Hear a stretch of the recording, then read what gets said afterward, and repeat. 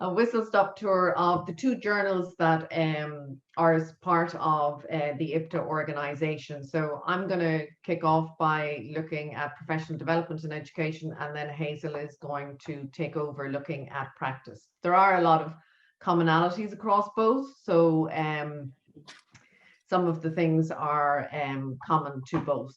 The current chair of the board of the PDIE journal, the Professional Development and Education Journal, is Professor Ken Jones, and the managing editors are Aileen Kennedy and Howard Stevenson. We have 5 associate editors, and I'm one of the associate editors of the journal currently. So PDIE is an international academic referee journal. The editorial board itself represents 6 different countries, and we have a readership spanning over 40 countries.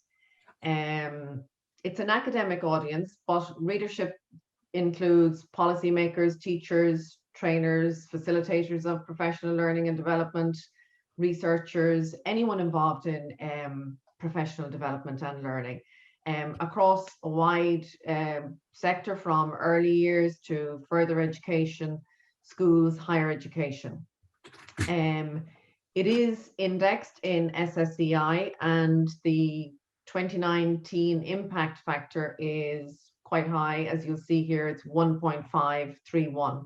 This is a great achievement for the journal to be indexed in SSCI, but it also brings with it challenges in that we get a lot of articles submitted. So therefore, it's not possible to publish all the articles. So it's really important, if you're considering submitting to PDIE, that your article very much aligns with our focus. And this is just a kind of a brief synopsis of some of the key points. So it's to do with professional learning and development in education broadly. It's both empirical and conceptual work. But one of the key things is that it has to be focused on original contributions that move the field forwards. So what is it telling us that we didn't know before? Okay, it doesn't have to be something huge, but it has to be moving the field forward. So we very much encourage critical and analytical pieces on professional learning and development that challenge assumptions. So assumptions that we might have that, for example, all collaborative professional learning is good. So if we had an article that might challenge that assumption that collaboration is always good, well, then it's something that we would potentially be interested in. So it's less of what we term the victory narratives, which is kind of, this is what we researched, this is what we tried, and it was wonderful, and this is how it worked in our context. So it's kind of more the critical and analytical pieces that we are looking for to get published. The review process is similar to our sister journal Practice. So I'll just kind of give you a quick outline of that. So when you submit an article, it comes to the managing editors, of which both journals currently have 2. So they check from an admin perspective that it's anonymized. They have a look and see that the aims align with the journal. And at that stage, they either decide it's not acceptable, or they send it out to reviewers. So all articles go to 2 reviewers, and then the reviewers look at it and they kind of categorize it according to accept, minor amendments, major amendments, or reject. And these recommendations come back to the associate editor. So in this instance, I'm one of the associate editors, so I get the reviews back, and then I make a decision based on what the feedback says. So I kind of put together both sets of feedback and I send it out to the authors. And in a lot of instances, they're asked to amend and resubmit. And if it's accepted, then at that stage, it goes to, they resubmit, it comes back to me, I decide whether it's accepted, and it goes to publisher proof stage, article published. And as with all journals, they are published online first. So from your perspective, submitting an article and getting it published online, it is officially published once it's online. But there may be quite a delay between being published online and being published in hard copy. So it's kind of important to note that. But at the same time, once it's published online, it is published. Okay. I'm going to skip over the next two slides because it's very similar to what we're going to say about practice as well. If you're looking in PDIE, though, it's worth looking up, and there is a section on the website that shows the most read or downloaded articles. So it's worth having a look at those, and even looking at the titles there. You can see how clear the titles are, and the articles do basically what it says on the tin. So it's very clear. It's not fancy language. Okay, it's straightforward, and currently they are the most read or downloaded articles. And if we're to look at the most cited articles, you'll see some of them appear again, but equally there are other ones there. So there are probably some articles that are good to have a look at. You can see that some of them are obviously a lot older and therefore have more citations, but you can see some more recently that are there also. Now we will take questions, and if any of you want to follow up with us at any stage, there's absolutely no problem. So I'm going to hand you over to Alex, and she's going to talk you through our sister journal.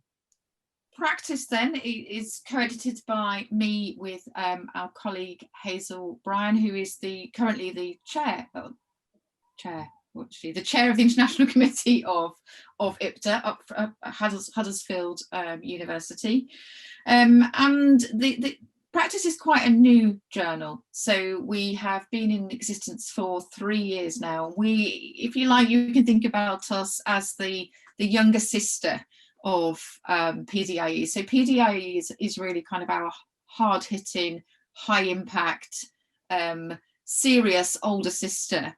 And we developed Practice really to provide an opportunity for newer, less experienced writers to come into the conversations that we're having at IPDA, because it was just getting really tough to publish in PDIE.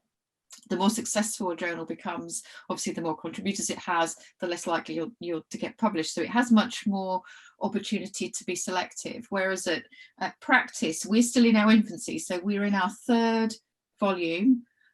So we've just published about to publish our 5th issue, and we also publish the conference special issue each year. So one of our issues each year focuses entirely on the kind of questions and conversations and provocations that we explore at our conference. So there is currently, just the call for papers just closed on that, so we've just commissioned a number of articles for the next one, but there will be one tied to the 2021 conference theme, so look out for that if you're new to it, or new to the conference, or new to publishing, because that might be something that you want to think about. You've got a nice kind of timing, a nice planning period ahead now, because the conference is until November. So if you're planning a submission, you've got a nice long run in for thinking about what you might want to publish in Practice next year in 2022. The deadline's normally submission of an abstract by the end of January, and we do our selections in February, and then commission our papers to take forward in the journal. So we've tried to be quite innovative. We have the kind of, PDE allows us the space to be more playful, perhaps. So we've tried to be quite experimental in the way that we've set up Practice, and there are lots of ways to contribute. Of course, we have the opportunity to publish the standard 7,000 word academic article that we're all used to in journals. But equally, there are some other types of submission welcome. So, for example, the think piece. The think piece is a really popular type of submission, and it's a much shorter 2,000 word exploration of some work in progress, or an idea that you're grappling with, or a bit of theory that you're playing with. So it's an opportunity to do something more focused, shorter, tighter, more exploratory. But equally, we're open to poetry, video, art. If you look back into the supplement we published for the conference last year, there's a video link to one of the papers, which was by the resident artist in residence that we had at a conference in 2019. So lots of ways to contribute, and the only, I guess, the only limiting factor is your imagination. So we really are open to being quite eclectic and quite experimental. And so far, Routledge have supported us with that all the way. There's, you know, they've found ways around all of the kind of difficulties we've had with how to share artwork and how to upload video. We're particularly keen to encourage authors taking the first step, which is why we're really pleased to be here with all of you this evening. And I think this isn't just practice. I think both of our journals have a very proactive approach to supporting our authors. I think we would describe it as pedagogical. We go that extra mile to ensure that we can get you to where you need to be in order to make a successful submission. And we get lots of really positive feedback from our authors. Even, I mean, I had one recently, I think I shared with the editorial board recently, a paper that we rejected and said, look, it's really not there yet. But the quality of the feedback prompted the author to come back to me and say, you know, even though I've got loads more work to do on this and I need to think about a resubmission, thank you to the reviewers for the quality of the feedback, because I really do understand now what I need to do to take the next steps towards publication. So our kind of attitude of practice is much more of a not yet than a no on publication, and we're prepared to do what it takes to give you the feedback that you'll need to ensure that next time you might be more successful. Do you want to scroll up, Yarona? So we have a strong interdisciplinary focus, and again, this is something that we were really keen to bring to our as a new journal to kind of complement PDIE, that we are opening up IPDA conversations to a range of professionals. So we have a broader range of experts on our editorial board. I'm particularly keen to hear work. Well, we've published work in social work, in nursing, and we're very keen to develop in those fields. So a really strong disciplinary focus. Okay, our most downloaded articles. These could probably be updated since we've had our new issues out. But as you can see, a range of areas of focus, and again, most cited articles not necessarily the same as the most downloaded. So but as Fiona says, really worth having a look at what people are reading. So it kind of tells you something about our readership and their concerns if you're preparing to submit something. But really nice there to see one of our think pieces, The Inclusive Teacher, as one of our most cited articles. So I think there's also a couple of think pieces in the most read and downloaded. In the context of both journals, it's important to remember that you're writing for an international audience. So all your terms need to be explained, all the language needs to be explained. You need to give an explanation of your context, because what happens in your country or your jurisdiction or your school context may not be easily understood by the reader. So you need to contextualize it geographically if necessary. Don't assume the reader has knowledge of national situations. So using terms like academies or the coalition government, it's really important that you explain these terms. You write out acronyms in full, at least for the first time, and all important terms are defined because they can mean different things in different contexts. So it's really important to do that. Also, both journals encourage you to refer to literature from other countries where possible, especially in the literature review. And don't limit it just to your own country or to one area, whatever area you're from. Show explicitly how your work can be used or how it can be understood in another context. So while you're explaining what your article is about, you need to consider what implications it might have in another context. So how others what impact it could have in a different context. Some key things in terms of before submitting, ensure you have the correct copyright clearance You will be asked for this a number of times. Ask a colleague to read your paper prior to submission. It can be very challenging as reviewers and as editors if there are a significant number of typos and errors in it. So it is really important that you have somebody proofread it for you before you submit, and to check for spelling and grammar, to be conscious that if you are from a different country, that if you're submitting to a journal that's based largely in the UK, that you use the English, the European version of spelling and not the US or whatever context you're from. Really important that if you're writing an article, to remember that you can't submit the same article to more than one journal at a time. You have to wait until you hear back from the journal before you can, if you are rejected in one place, then you can consider resubmitting elsewhere. This sounds like an obvious thing, upload the correct version of your paper, but I think we all know instances where we've so many files and drafts of things that are going on, and errors can be made in terms of which draft was uploaded. So it's important to make sure it's the final draft that you have. So it's important also to try and consider, imagine yourself as the reviewer. If somebody sent you your article, these are the kind of things reviewers consider when they're deciding on whether to accept your article. So they will consider how it is contributing to the existing literature. Is it making claims to originality? So what claims is it making? How convincing? So what's the evidence? What's the evidence for the claims? Is it a scholarly piece of work using appropriate methods of inquiry?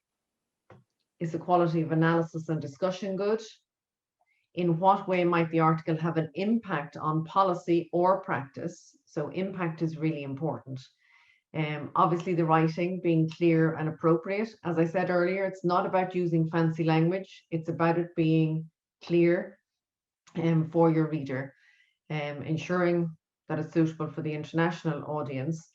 And as a reviewer, you're always thinking, how could the authors strengthen or improve this article? And that's what you're kind of hoping to give them in feedback. And, you know, as authors, Alex and I, and everyone is always submitting articles ourselves. And I mean, we're in the same situation. We get feedback and we have to take on board what's said, but always the feedback strengthens the article. So it's important to remember that. Just to take note of some of the reasons for rejection. Very often it's that it's just not focused enough on professional learning and development. It mightn't really be an academic style article. It could be to do with the style of writing, poor English or grammar or punctuation. It's not seen as making any contribution on the subject. So you can see a lot of it is the writing style. In the context of PDIE, very much theoretical frameworks on how you're theorizing, what you're talking about is important. And sometimes it fails at the first hurdle, as we said earlier, because the draft is not anonymized. And then, unfortunately, as we said, sometimes in the context of PDIE in particular, competition, we just get so many articles, and there's only a certain percentage that get published by at the end of the day. So sorry for rushing through all of that, but we are there if you have any questions. We will have a look at the chat and we'll answer them as the evening goes on, but please do feel free to follow us up, and we're always looking for reviewers. That's great. Thank you so much, Fiona. Very thought-provoking and insightful, as always. And one thing that struck me is that importance to also contribute and to share something new. And I think that the call for reviewers is really important to note as well, because you learn so much about the process just by participating in that way. Now, we want it to be as interactive as possible, so we are going to ask you to move into breakout rooms in the next few minutes, and within those breakout rooms we would like you just to discuss possible ideas and thoughts that you have in terms of how you could contribute to contribute to either practice or then the more meatier journal, to then think about how you could share your own research. So that's the aim of the, sorry, I'm just letting someone in. That's the aim of the breakout room. So it needs to be interactive. We want you to talk to each other and network as well. So hopefully that will be quite a stimulating conversation. We'll bring you back to the main room within about 10 minutes, I'm lying. And then in that session, the last 5 minutes, we will then take any questions you might have for the presenters as well. So we're about to move into our breakout rooms, and feel free to then turn your microphones on and have a really interactive conversation about possible ways forward. Okay, so hello, my name is Laura McBean. So I'm going to present about publishing as a doctoral student. So I am currently a secondary teacher in physical education. I'm doing my doctorate at the University of East London. I'm currently in my second year and I'm doing it as a part-time student. And then alongside that as well, I'm actually one of the co-founders of Bain PE. So it's a social change movement, which is linked to my area of research, which I will come to. But yeah, so I'm a social justice advocate. Okay, so firstly, I'm going to look at working with your supervisors. So like I said, I am currently in my second year. I was a third author on a published paper that went out just towards the end of last year. So obviously there it was working with, so I was working with two others, one of them being one of my supervisors. So that was my first sort of introduction into publishing work. But I'd say my experience of that is, one is just making sure you stay on top of your emails, because there is a lot of back and forth in that. And obviously when you're working with others as well, looking what everyone else is contributing to the paper, just so that you try and align it and make sure it all kind of moves in smoothly together. Prior to actually getting into the first published paper, I was writing in my field. So Practitioner Journals. So like I said, physical education is my teaching specialism. So I contributed to Physical Education Matters, which is a journal that is provided by IPDA, which is our national organization for physical education. This was a useful stage for me because it's less rigorous, but it's still a step towards the process of publishing, because it's that experience of submitting something, getting feedback on it, making adjustments and submitting it again, and also contributing to my field in the process, which then ties in with my literature review as in my doctorate,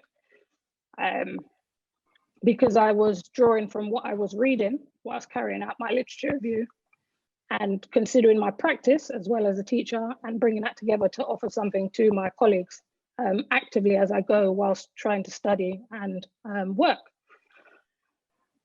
So then with the review process, it's something that I was more of in a backseat position as a third author. But I am now, so I'm at the stage where I have submitted an abstract as a potential first author. So this will now sort of move me in the direction of actually leading a publication, which I'm looking forward to, but also a bit nervous, just to be totally honest with you. It's a big responsibility. I'm working with others. But again, it's just, I think organization there for me is key, and communication, very good communication with the members of my team, and also in order to produce this. Right, so it is a journey.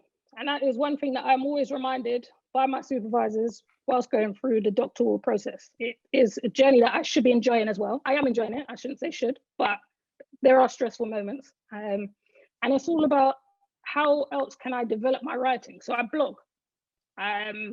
So again, that's more sort of just natural thought flowing, just letting my thoughts, flow naturally.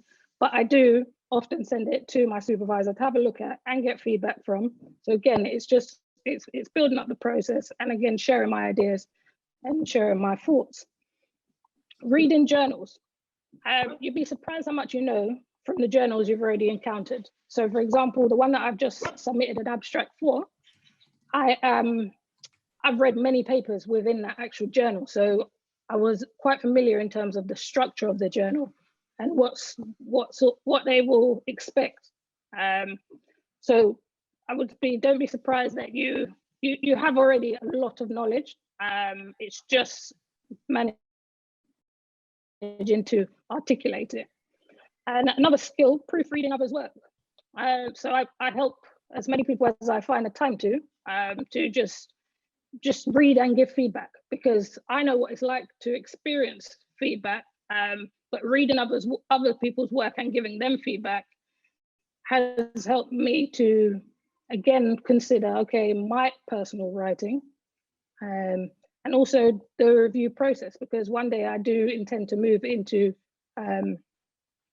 academia. So being able to comment on other people's work, it's just valuable experience that I'm gaining now.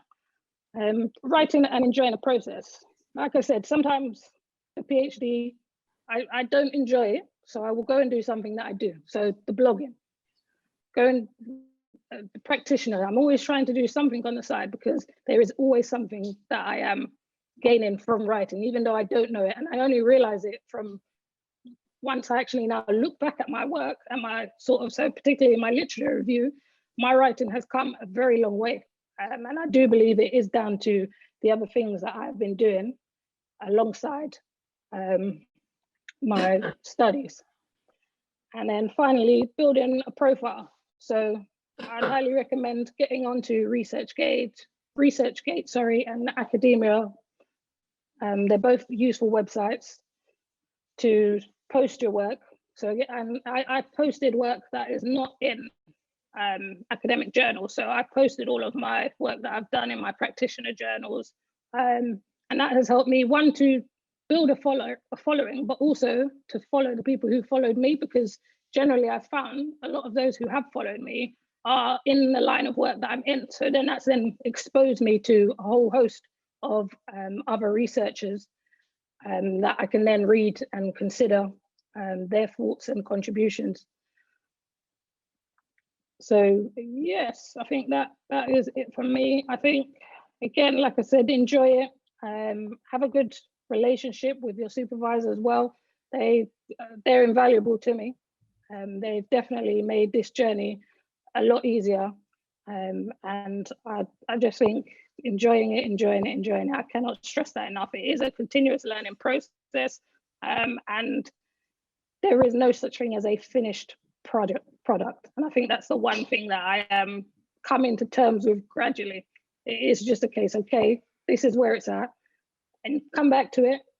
But once you publish it again, you'll learn something and have new ideas and publish something else. But yeah, just go with the process and interact with others, build your network as well.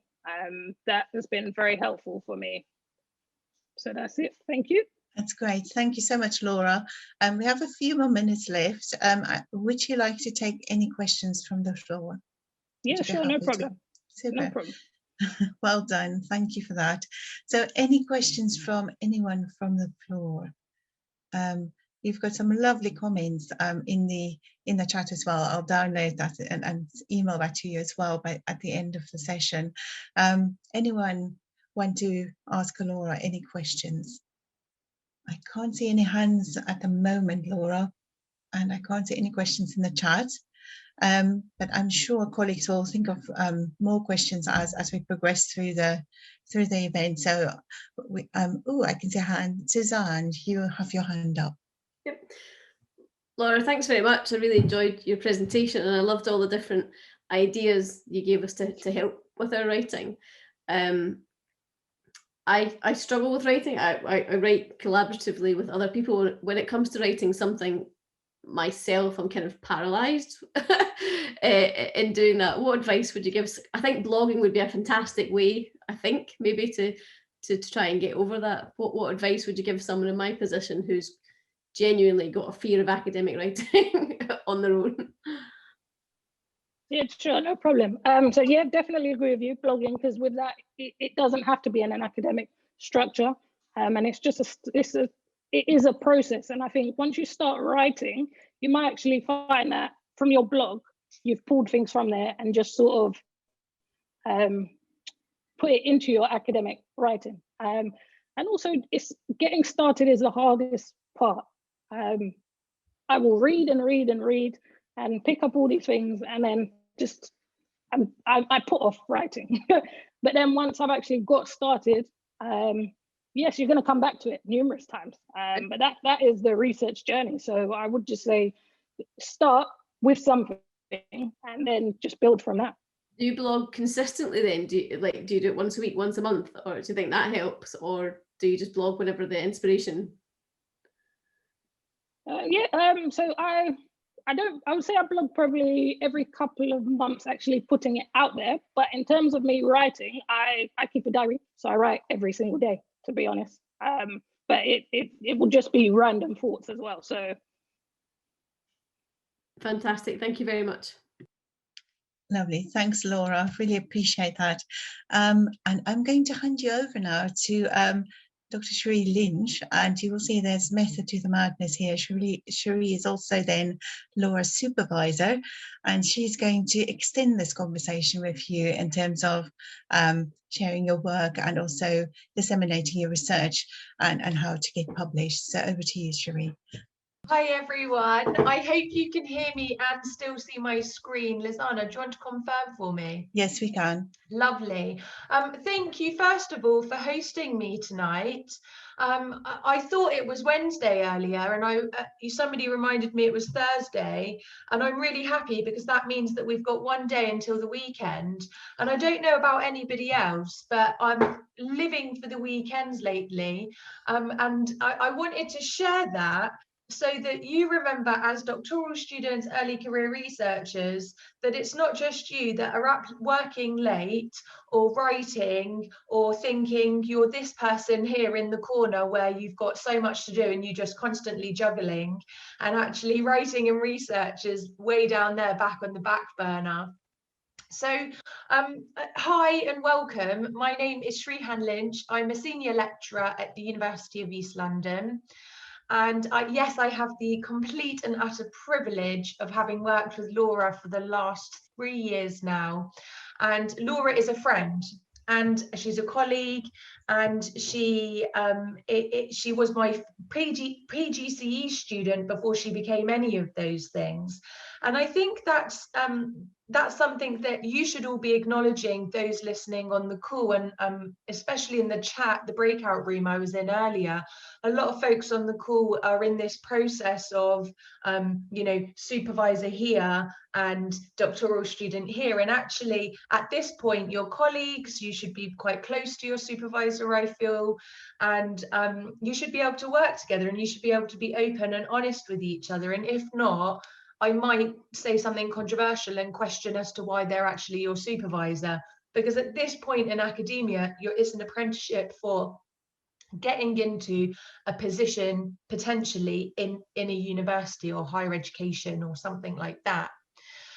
So I was very, very new to researching, and I don't think I've ever said in a conference or presentation before, but I am a first generation graduate. So my parents didn't graduate university, and graduating university, doing my master's, then doing a PhD, and getting practitioner experience in the middle of all of that as a teacher, as a PE teacher, there was really nobody guiding me in this process. So I've come up with some tips that I've gathered in the few years that I've been researching, and since doing my PhD and from doing my PhD, that I thought might be quite useful for you. But please don't think I'm in any way this very experienced researcher and have been doing this for over 20, 30 years, because I haven't.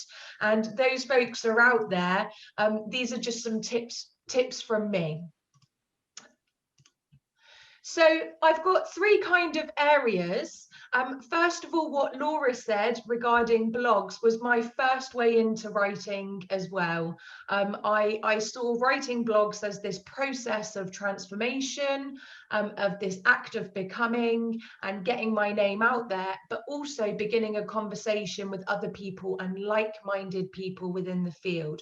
So a lot of people would say to me, oh, you wrote that, have you heard about this conference to go to? Or, oh, you wrote that, do you want to come and present on that with us at this conference? And I was sharing these blogs constantly on Twitter. I've got a professional Twitter account, feel free to follow me. But really, as an early career researcher, conferences were massive for me. In the last year of my doctorate, I went to a conference, I presented some ideas, and I got invited to write 2 different book chapters and co-author on a peer-reviewed paper. It was win-win. It was money well spent as an early career researcher, because I came away thinking, right, fantastic, I've got some people to work with now. And that spirals, that really, really spirals. So top tip is look at local conferences within your local area or regional area, national conferences within your subject area or field that you're an expert in, and then an international conference. And I kind of say, if you can, some of these are ridiculously expensive, so don't do everything. But if you can, you know, pick one of each that you can kind of go to within your year. If you can get to 2, that's brilliant. But, you know, it's CPD, isn't it? If you've got a great employer and they can send you and pay for you, that's great. If you're paying for it yourself, then you've got to be a bit more selective than what you go to. And at those conference events, I'm a huge networker. If any of you meet me, I'm really chatty. I love knowing everything about, you know, what's going on, what you're writing, where have you got that, fantastic. And I'm all about communicating with people. So try and get yourself out there, take your business cards, leave them on some tables, you know, do as much as you can to chat to people. I also have a conference calendar. I'm super organized, so I know when all the conferences are taking place, even if I can't necessarily go, because that way I can have a look and go, oh, ASEP's on this weekend or this week. Okay, that means Twitter's going to be quite full with some things that people have learned, and they might post some slides, so I might get some free CPD that way.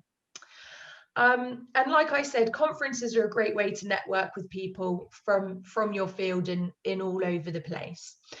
The next thing is journal publications. And as a supervisor myself, the first thing that I did when I began working with Laura is I got her to fill out a survey for me. And in that survey, I asked, what kind of supervisor do you want me to be? What do you want to do when you finish the end of your PhD? Do you want to have published? Do you need help with academic writing? So I asked all of these questions, so I knew instantly when she started her doctorate, yes, she wants to publish. So I had a few ideas of papers that I was working on, asked her if she wanted to co-author. So flipping that round to the other way now, if you have a supervisor or you have a former supervisor, ask them, what are you working on? Can I write a methodology? Can I write a section of the literature review? And there you go, you have that experience of getting your name on a publication. Just make sure you have a conversation though around authorship. You know, I'm happy to be last because this is experience, but also don't be last if you're doing all of the work. So that's a really important piece.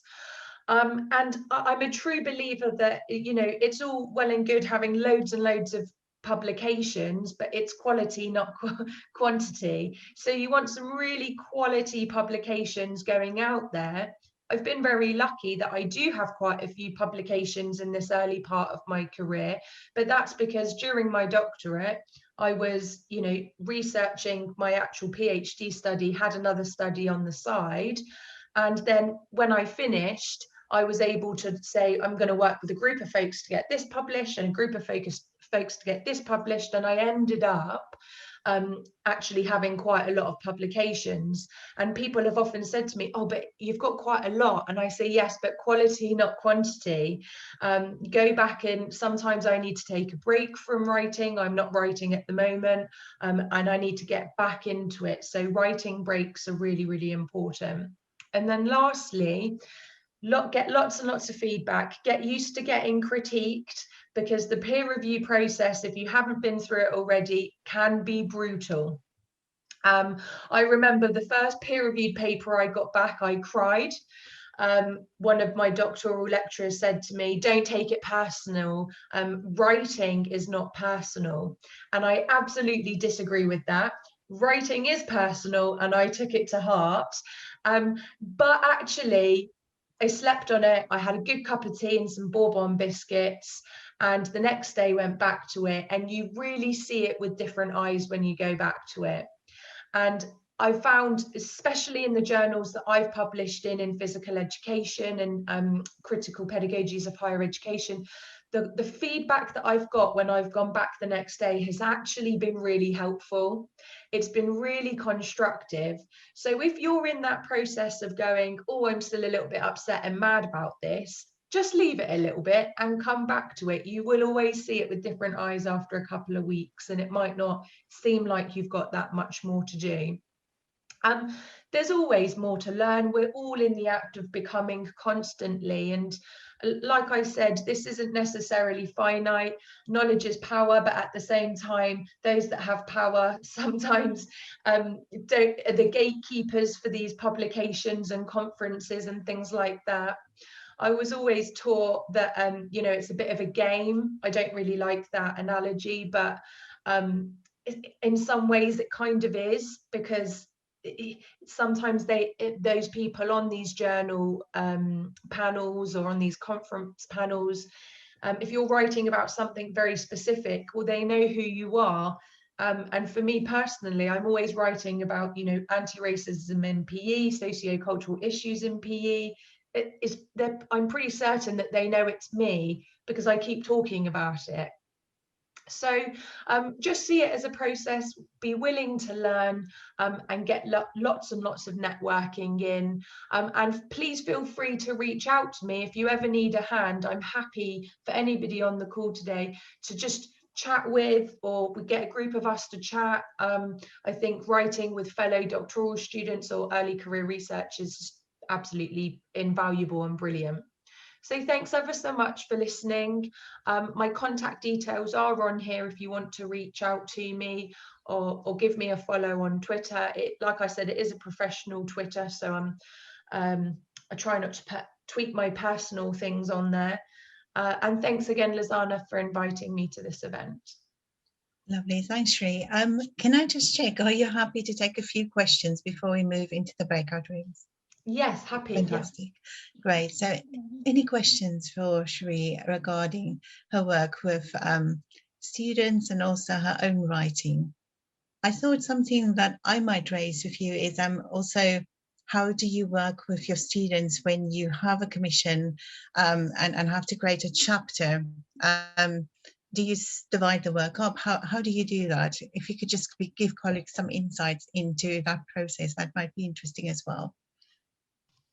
Yeah, definitely. So in terms of chapter writing, if I'm the lead author, I don't expect my co-authors to be the corresponding person with, you know, whoever's book it is or anything like that.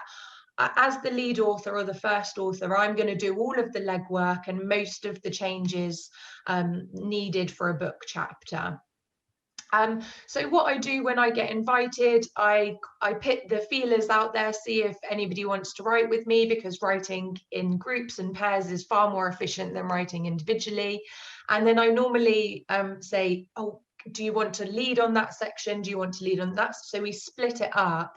But then I'll ask everyone to send it back to me, and then I'll try and make it into a piece where you know, one person or one group has written it, and try and make it, you know, rather than it be bitty and in separate you know, it's quite obvious that somebody else has written this section, and make sure it's really kind of grammatically correct and all of the rest of it. So that's how I work with book chapters.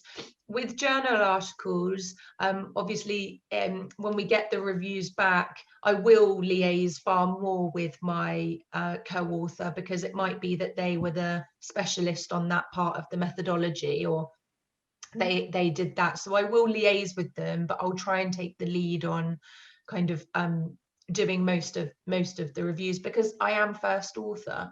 But everybody's different with that process, but having a conversation around it is really important.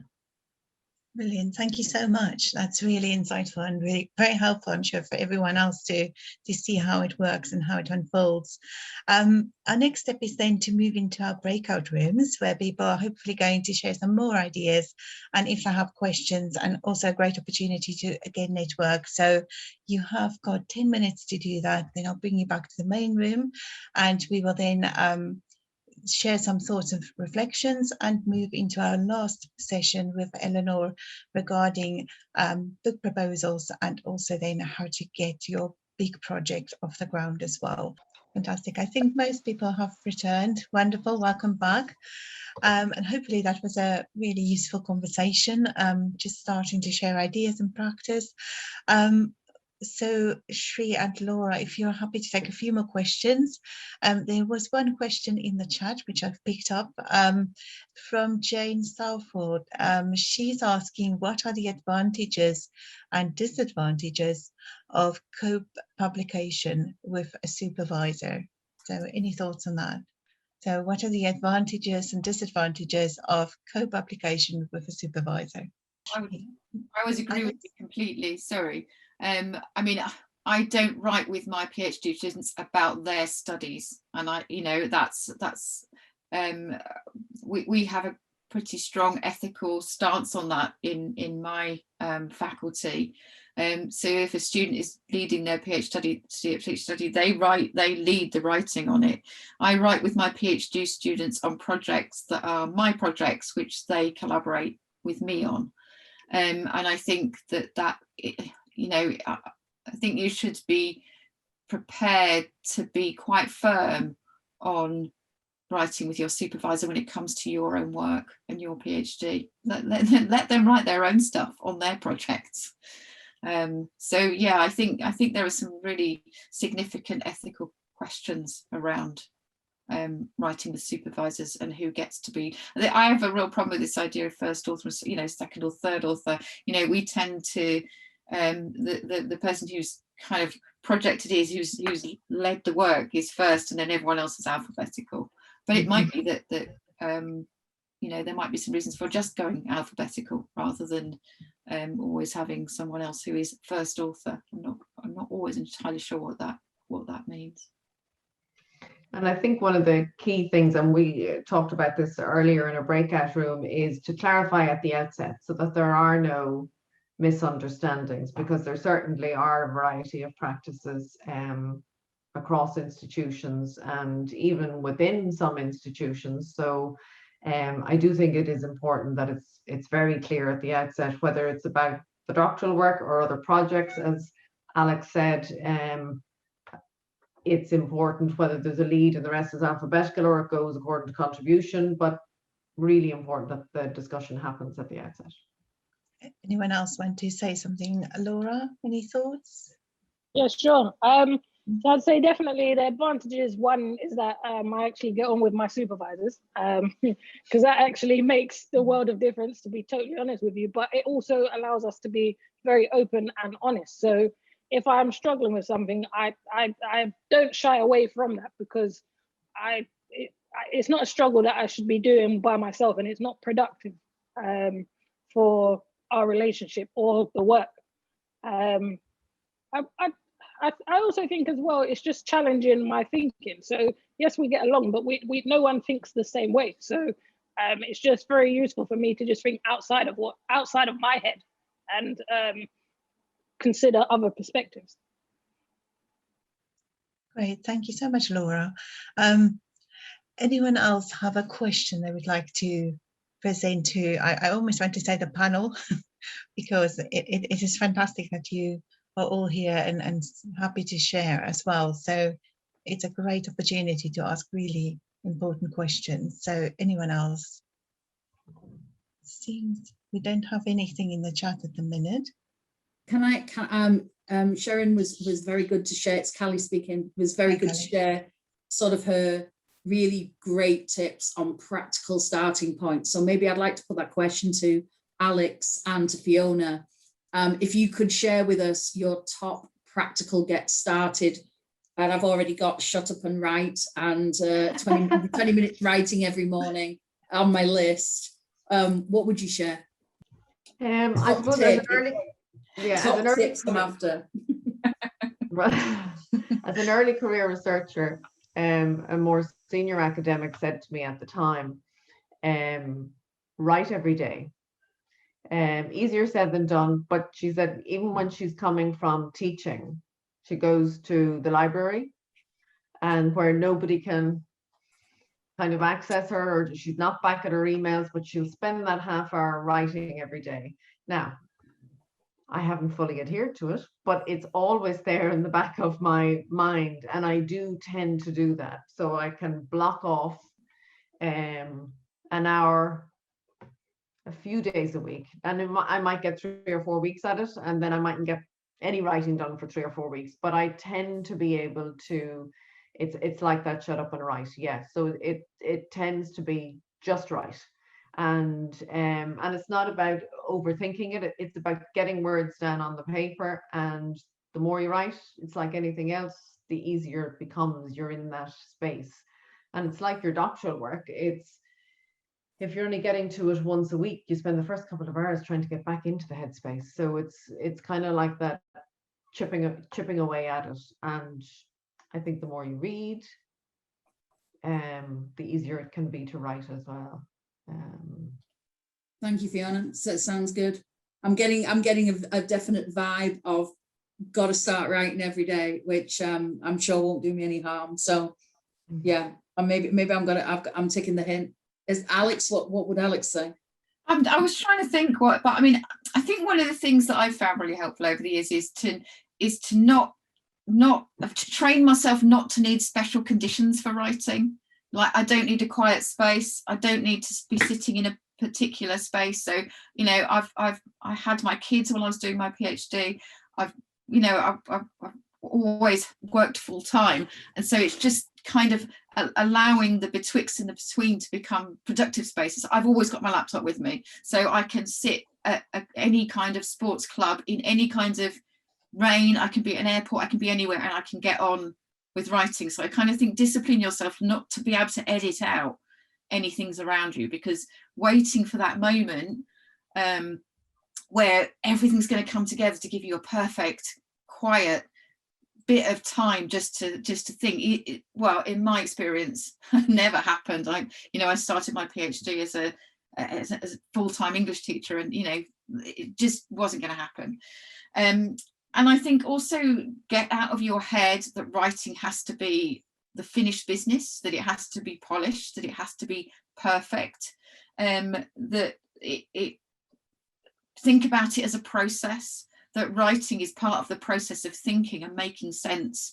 I really kind of drew a lot on Laurel Richardson's ideas about writing, that writing is getting you to where you need to be, rather than the thinking, reading, making notes, and the synoptic. It's not. It's part of the process of thinking.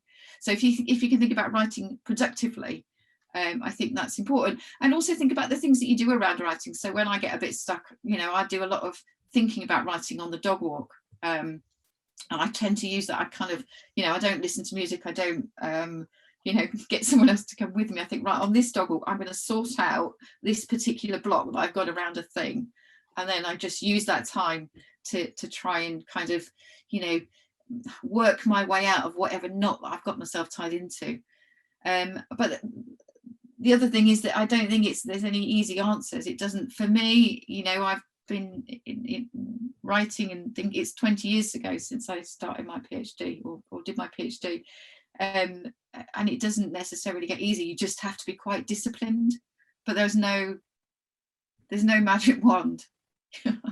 So I think if you can learn to write wherever you are and not try and get too precious about it, you're more likely to get stuff done. And forget about perfection. Go for the good enough.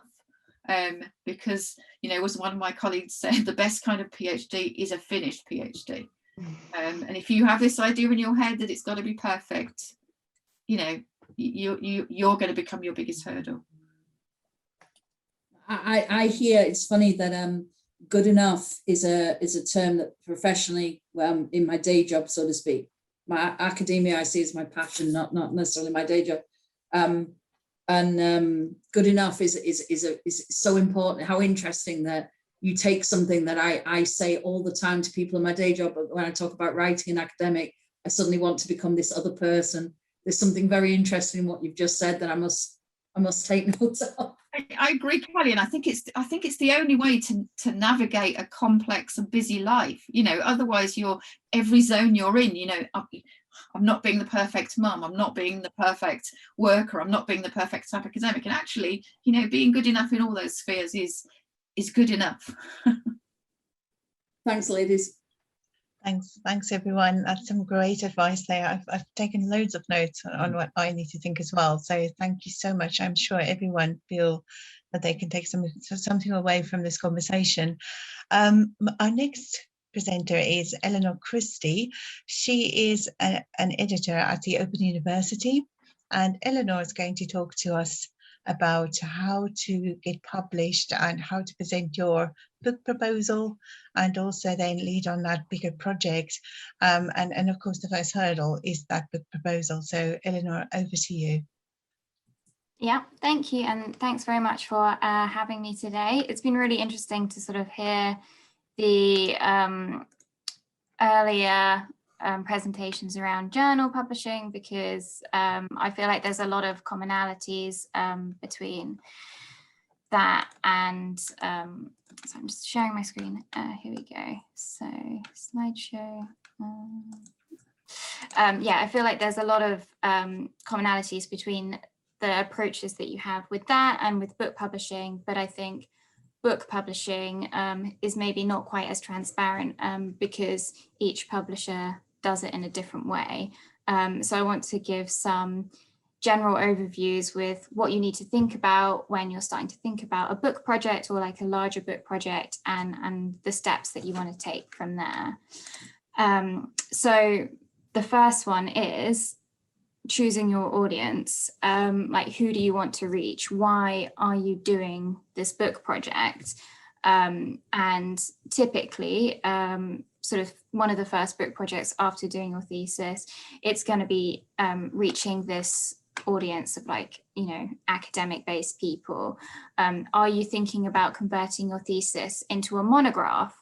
You'll then mostly be looking at reaching lecturers or sort of other academics, definitely reaching that, like, kind of continuing that conversation with the field that was mentioned earlier. You're bringing your findings to that wider audience. But alternatively, if you've done quite sort of a practice-based thesis, you might want to go right and give some really practical advice, and therefore you're reaching practitioners and that kind of thing. So it will really frame what you do with the material that you have. As it says here, you can't please everyone, so it's best not to try and to just do one thing really well. One thing that was mentioned in the breakout room earlier was, you know, if you've got too many ideas, focus on one and then save the rest for later, because just by doing one, it doesn't mean you're ruling out the other options forever. You're just kind of prioritizing as it was. So yeah, I think another important thing to think about when you're sort of thinking about this readership is, who can you reach? Who do you know well? Who do you know what they need? Because that will make sure that the book that you write is as useful as possible, and that you're sort of answering a genuine need in the field. Okay, so after you've thought about that, you can kind of think a bit more about what that gap is. Like, who are you teaching? Like, what kind of resources do you have? And kind of what are you trying to do with this book idea? So for example, you know, if there's a lot of new developments in the field, is it actually suitable to write a book at this point? Would it maybe be better to get it out as a journal article and just be really focused on that particular idea, and then maybe leave it open later down the line for a book project? A book isn't right for every instance, but it does also allow sort of a great amount of depth in coverage, whereas journal articles, they can explore one thing really well. So it depends what you want to do, and it's really important to think about that right at the start. And so for my publisher, we do a lot of textbooks, and so that's why it's sort of thinking about where students struggle, what kind of resources do they need, and are you kind of thinking about do you have resources anyway that you're using while you're teaching, and can you maybe bring that together for a book? Because I think that often suggests a good gap in the market. So then obviously you need to think about a publisher, and this is a little bit different to journal publishing, because with journals there's that sort of, each one's got their specific focus, and that's how you target your article when you're submitting. You make sure it's relevant to that journal, whereas publishers overall are quite broad, so you might not know as much. So a good idea is to look at the books that you're using on your shelf, see who pops up a lot, what kind of things are they publishing, are they kind of well established in your area, because then that will mean that they can actually reach the readers that you're intending and the ones that you've kind of identified as suitable for your book project. So that's always a good starting point. Then have a look on publisher websites. Do they actually publish in the area that you're sort of aiming for? If you haven't seen them on your shelf, or that kind of thing, still very important. Often on publisher websites there's a lot of very useful guides about what they want, what they expect, and particularly if you're thinking about converting your thesis into a monograph, most academic publishers do have resources on that, so definitely take advantage of that, and kind of just explore. And typically as well, there's contact details for editors on the website, so if that's listed, then just drop them a line, see if they're interested before you fill out the whole proposal form. It's always good to kind of I guess have a conversation and just keep developing it. I'm always happy for people to get in touch and just have like a quick call, and talk things through. And so yeah, this final idea about what format do you need. So are you thinking about textbooks, or are you thinking about something that's like a lot of glossy pictures? Will the publisher do that? Again, if you're thinking about artistic photos and that kind of thing, important to make sure that they can actually reach that from your ideas. So you've kind of got your idea, you've got your readership, you think you know who you want to approach. What else are people doing? What kind of conversation is already happening? This is always a question in a proposal form. Don't leave it blank, because for me that always suggests that there aren't readers for it. There might be a gap, but actually how big is the market? So yeah, don't be intimidated by this area, because you're not ruling it out. Something that came up in the breakout rooms earlier as well is there's always a way to demonstrate what your unique spin on area of research is. Although there might be a lot going on, you'll very much be at the forefront. PhD gives you so much depth and knowledge that a lot of other people won't have, so you'll definitely be able to add something new. But I often see this question as what is your intended reader reading at the moment, because your book's not out there. So think about it like that, and hopefully it helps you frame it, and again sort of go back to that readership. And so these are kind of the core elements of a book proposal form, and I think they provide a really helpful foundation for thinking about the book project as a whole. So we've already talked a little about the competitors. We've also talked a bit about that target audience, who that readership is, and so the other aspects are a bit more about your own idea. And so I'm just going to go through them. So choosing a title. Now this links back to what was mentioned earlier with the ideas about journal article titles, making sure that it does what it says on the tin, it's not too poetic, and that people know that it's about something that they're interested in. So one of the reasons that this is important is because now a lot of people find their reading online, and so making sure that the right words are in the title, either the title or the subtitle, means that it comes up on Google, it comes up on Amazon, or sort of through a library. So it just really kind of helps you. And another good point is you don't want something too poetic, because that you might end up competing with, you know, a song title or something like that, and you're never going to beat that in terms of search engines. And I think all of these titles here, they demonstrate who the book is for. So, you know, research skills for teachers, obviously that's for people in practice. Becoming a teacher, that's for people that are kind of right in their PGCE, just coming into the profession. And then, you know, these other ones here as well. It's clear who they're for, and they're sort of calling out to that reader. Writing a synopsis. This is very much giving the reviewer the information, enough information so they can accurately assess your project. As was mentioned before, sometimes you think you've been clear, but actually, if you looked at it with fresh eyes, they might not know what's unique about the book. So having put in that foundation level about thinking about what you want to add to the market, make sure it's really clear in the proposal, so you're doing your project justice, really. Because I think, yeah, a lot of this is what we've already talked about: readership, why you're writing it, and just coming through. And table of contents. Very important to show a narrative across the book. And so this is sort of similar to a thesis in the fact that you're going to start with that kind of opening section, outlining what has already been said, why you've chosen a particular area, and then going off from that into more thematic areas.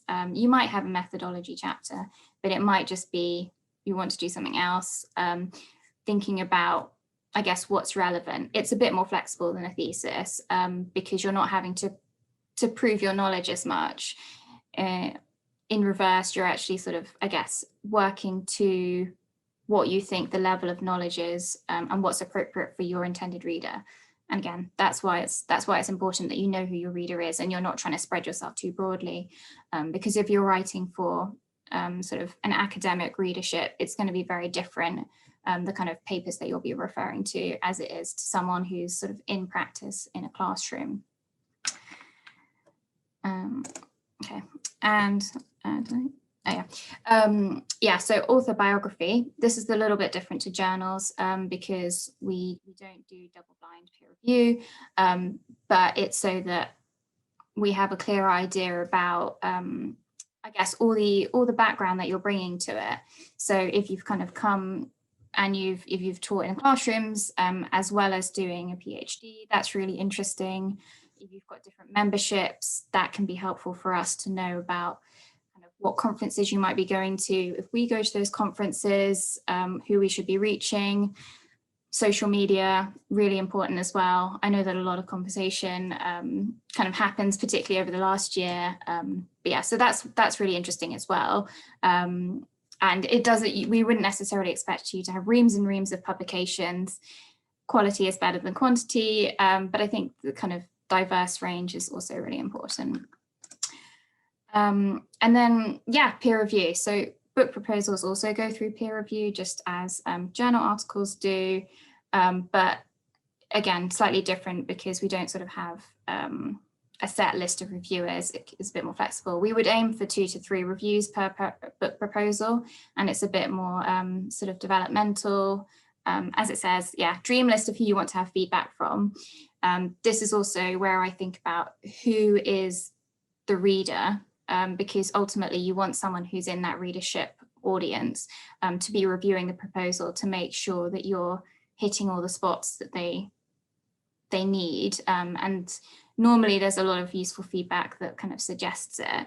And I agree definitely that when you read feedback initially, it can be very disheartening because you always read the bits that are sort of telling you where to change. But actually, I see that most reviewers kind of review from I guess they're looking to help and from a spirit of generosity. And I think definitely if you think about how you are when you're reviewing, I guess try and kind of see the review from that point of view.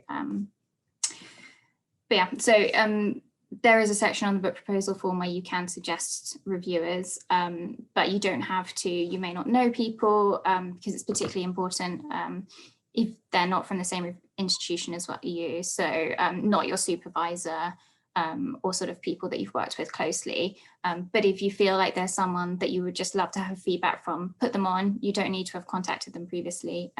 It's just kind of, yeah, interesting to see who you think the book would be relevant for.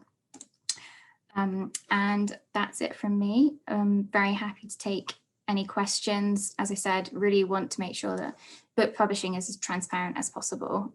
So yeah, either now or drop me an email or a tweet afterwards. Very happy to do that. That's great. Thank you so much, Eleanor. Any questions for Eleanor to get her to extend and develop any of the points that you want to learn more about? I had a look at your book proposal form, Eleanor. It's quite an extensive one, very detailed. I think it's about 6 pages long, so it does take quite a long time to develop. And do you think that it's good to develop it with someone, or is it as your first project, or do you think it's best to do it by yourself? So I think it can really depend on what project you're building. I think if you were converting a thesis, then that would be best to do by yourself because you'll be the one that knows it quite well. Hopefully the proposal form should kind of work as a document as you're writing as well. So it shouldn't just be of value for that kind of proposal reviewing stage. You should be able to kind of go back and look at it as you're writing along and writing each chapter. So that's one of the reasons it's quite detailed. But yeah, as I said, it really depends on the project. So it can be quite flexible. That's great. Thank you so much. Alex and Fiona, do you have any questions you might want to ask Eleanor? No, I guess it just kind of reinforced and highlighted some of the key aspects of writing, for whether it's for a journal or whether it's for a book. There are some commonalities in terms of like doing what it says on the tin, proofreading, all of those common things. I think you can't overestimate enough that it's really important to think about those things at the outset. Think what it is a book proposal or a journal article the better audience for what you're trying to, for the message you're trying to convey, as Eleanor said. So it's important to think about that at the outset, and not only when it comes to journals, it's seeing, is the journal a good fit for what you want to say? Because there's so many journals there that it's really important to think, is this the best place? Are the people that I'm reading about in this context, where have they published on this? So it's kind of it's just lining up all your ducks in a row, so to speak, in terms of getting the best audience for your book. And I think the points being made earlier about networking at conferences and meeting people who are interested in similar areas and can kind of develop your thinking, it's a good point to maybe potentially start co-writing with them on book chapters, or to start off. Lots of similarities with the journals and the book writing. There's a question in the chat from one of our colleagues that can't find the raise hand function, Lizana. Okay, great. How difficult is it to edit a volume of collected essays in education? Is that worthwhile as an ECR? I guess that's to our colleague.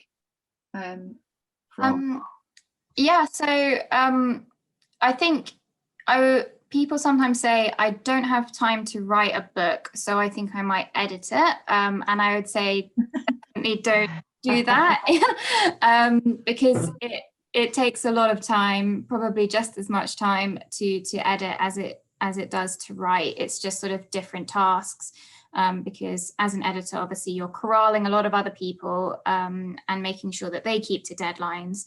Whereas with writing, it's sort of a lot more time spent on writing, but you're kind of a bit more in control of when that gets done, and pulling it together. Often people do sort of, if you've organized a conference, sort of maybe a small conference from your institution or something like that, picking the best kind of papers from that and bringing that together into a work, that could be quite a good option, because you've already got some contributions to go from.